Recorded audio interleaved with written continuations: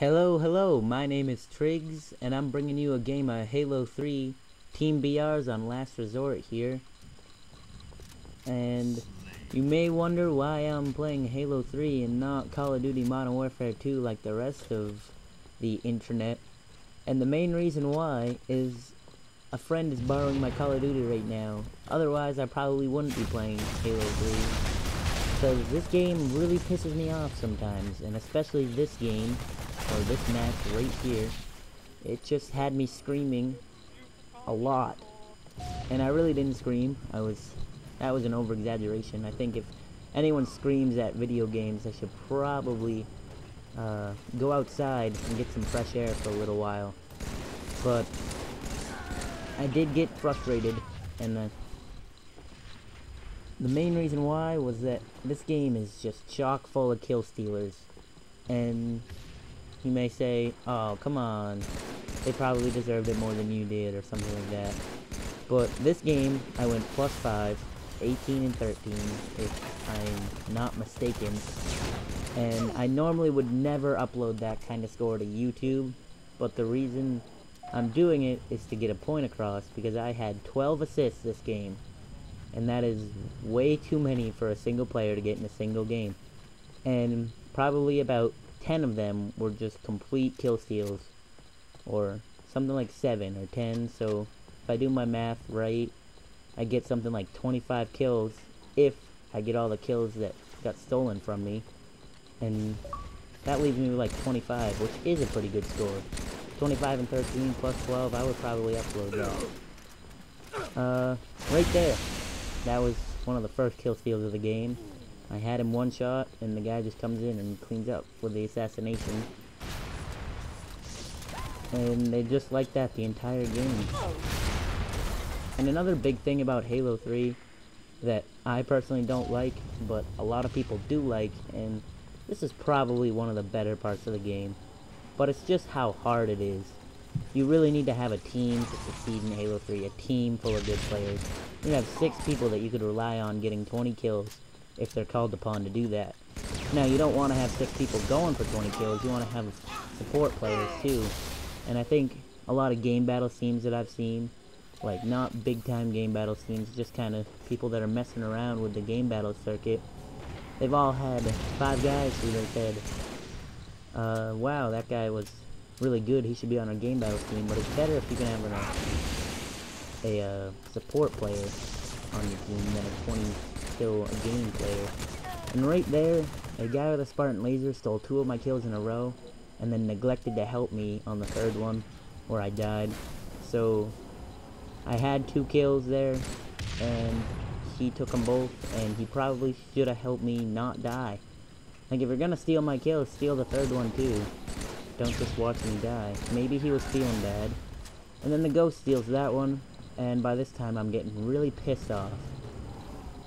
At least in Call of Duty you get the little +20 and you get a little credit. I mean, you get 5 assists are worth a kill. In Halo 3 I've probably gotten thousands of assists over my time playing this. From 2007 till I had a game to replace it, so until recently with Modern Warfare 2. They have all added up to 0 kills, which is unacceptable in my mind. I have no credit for being a support player, you know? Helping out your team to win. Making your teammates look better. It's fun to do. It is. When you get an assist, like, you see a guy initiate a gunfight and you just help him out a little bit, that's a good feeling. Getting your kill stolen is not a good feeling. So don't get me wrong, it's not like support players should just let their kills get stolen. Walshy is one of the best Halo 3 players of all time, and he had on Final Boss, he had a team of himself and then 3 of the best support players in MLG, such as Lunchbox and people like that, and they were one of the best teams in the entire circuit, maybe next to Straight Rippin' or Triggers Down. But the reason why is because they balanced and they had good teamwork. They knew the callouts, which you should really do if you're trying to play competitive Halo 3. Communication is pretty key. And you gotta know the choke points. which is kind of cool that I'm getting into that now because this is a really good example of it. This tunnel right here to my left is a really, really good choke point. If they're spawning down there, they're pretty much going to run through that tunnel. And this guy gives me hell. He's dodging my bullets, and he's doing a good job not dying. But then I lead him right into a double kill. And then this is a really good clip right here because it kind of gives me two pieces of advice to give to you guys. One of them is watch your choke points, and the second one is never follow a guy after you have just shot at him. And this guy gets me down to one shot, runs after me, and I hit him with a nade and get him with a couple shots to the chest. Turn around, watch my radar, and get another guy. I think the radar in Halo 3 is really overpowered. It's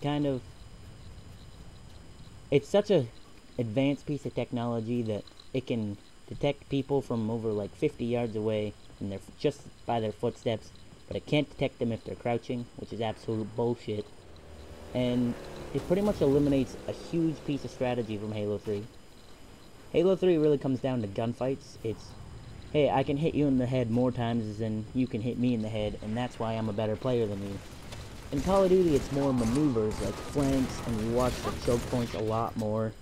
And in here, this game, it becomes completely impossible to flank, because your enemy knows where you are at all times in every game.